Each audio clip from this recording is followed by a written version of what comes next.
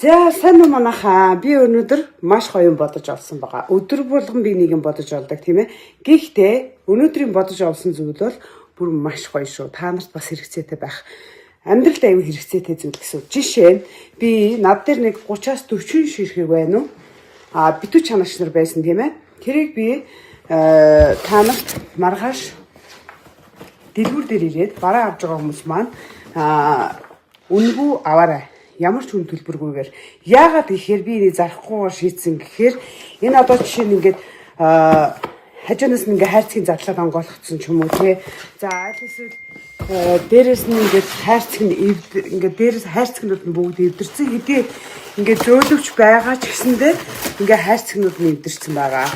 За тэгээд ганц нэг одоо юу гэдэг юм те ингээд гаднах одоо нэг юм одоо энэ хүрээнийх нь энэ хэсэг нь одоо жоохон сэтэрсэн ч юм уу нэг иймэрхүү баг саг жижиг сажиг юм юу те битүү чанагчнууд бүгдээрээ байгаад байгаа. Энийг би зарахгүйгээр та нарт маргааш үн төлбөргүй тарааж өгье.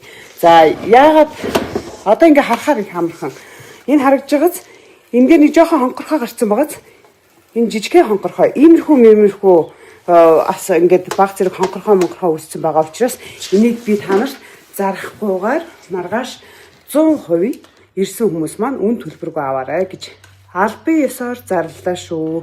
Гол нь фоллово дарсан байх хэрэгтэй, шеэрээ маш сайн хийсэн байх хэрэгтэй. За тэгээд нэмэлтээр өнөөдрийн